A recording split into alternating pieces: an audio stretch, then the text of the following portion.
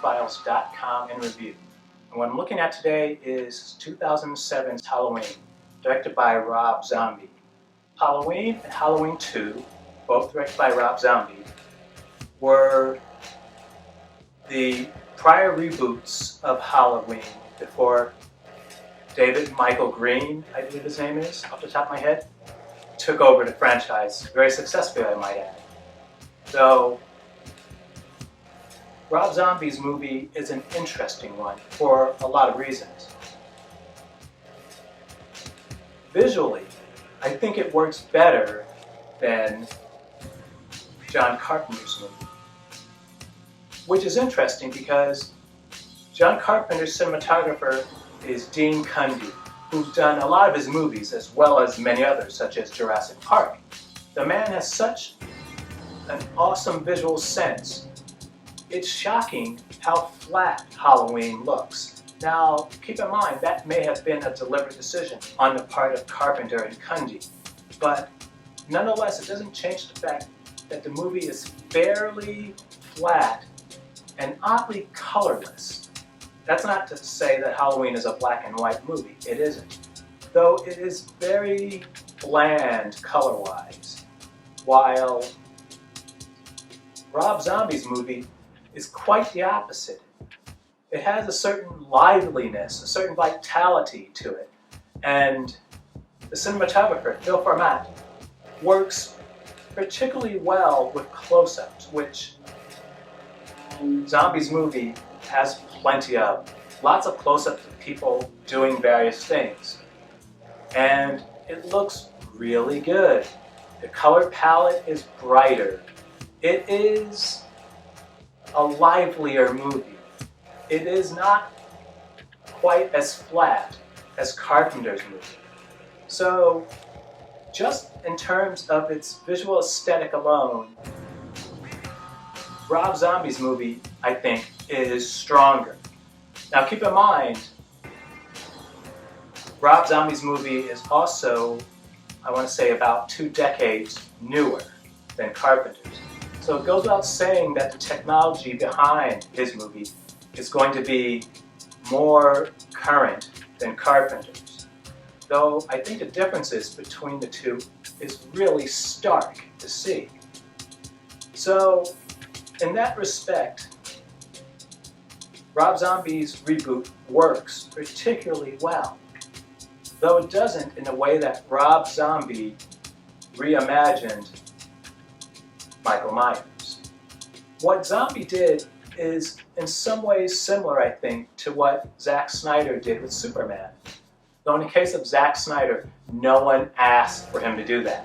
Though in Rob Zombie's situation, some sort of reinterpretation was necessary, because if he didn't do that, there would be little point to making the movie at all, because Carpenter's version already exists. If you're doing exactly the same, what's the point? So, Zombie takes the right step in his movie to differentiate it from Carpenter's. Though I would argue the problem with Rob Zombie's movie is that he doesn't differentiate it enough. And this is what I mean. If you rewatch John Carpenter's movie, the only scene you see of Michael Myers as a child probably lasts, I want to say, 2-3 minutes tops. And I'm not including the part where you're seeing the world through the mask the child wears. I'm talking about where you actually see young Michael Myers. It doesn't last long. Why is that? I think that's because what Carpenter is trying to establish is that while Michael Myers may have been a child at one point, that child is gone. What remains is evil. Purely and simply that. So therefore, you don't need to show more about this child and his life prior to him growing up and the evil growing with him, because the movie's not about that child. The movie isn't even about Michael Myers, really. It's about the shape. And like the name, he is an amorphous entity. That's why he wears that mask, which is actually an inside-out William Shatner mask, if I recall. It has no features to speak of because he has no character, so to speak. He is a cipher. He is simply pure evil without reasoning, without mercy. He exists for no other purpose but to do whatever act of violence that he is committing in that moment. That's all Michael Myers in John Carpenter's movies is about. Rob Zombie takes a more nurture versus nature approach to him and makes Michael Myers the result of his upbringing. As I said, in Carpenter's movie, this was irrelevant, though, as far as I can tell, Michael Myers actually had a pretty decent upbringing. In Rob Zombie's movie, it's all about the horrid family environment he's brought up in, an environment which fosters killers. And the nature versus nurture argument is an interesting one. I just don't think this is the film to make it in, because Rob Zombie hews too closely to John Carpenter's original movie for that to work. The shape in Carpenter's film requires no motivation. He doesn't reason.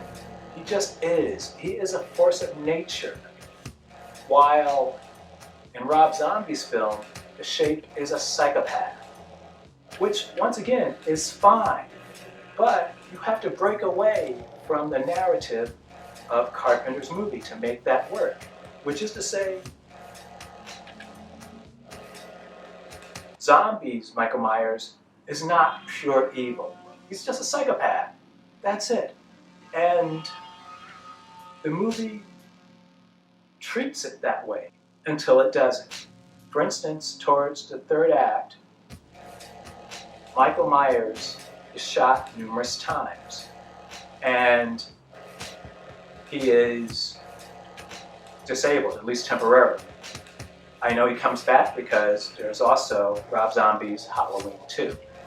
Though, the point being, in Zombie's movie, he is just a crazy person. He has, well, I should say he shouldn't have any superhuman abilities, because in Carpenter's movie, you're not strictly speaking talking about a human. Because in Carpenter's movie, what you're talking about is a force of nature, a malicious, evil force of nature that is virtually unstoppable until it accomplishes a particular goal. That is not what Rob Zombie's Michael Myers is. Rob Zombie's movie would have been significantly different, and I think better, if it had removed references of the nature of Michael Myers. Because a lot of that was carryover from John Carpenter's movie, and it just didn't apply. Another thing visually about Rob Zombie's movie is that while I think visually more interesting than what John Carpenter did, it's also a very unattractive film, deliberately unattractive. And while I haven't seen Rob Zombie's music videos or any of his other films fully, I get the feeling this is an aesthetic that he likes to play in. He likes to create these worlds where everything is dirty, seedy, and just chaotic, which is interesting to a point, but after a while, it gets really tiring. That being said, the contrast between John Carpenter's vision and Rob Zombie's is an interesting one. Though, if Rob Zombie had went further, had taken the material more so in a direction that wasn't what John Carpenter did, I think he would have had a significantly better movie. So what do you think? This is Brian with ScreenFiles.com and Review. If you agree, disagree, let me know down below. And as usual, consider a like or a follow. Peace.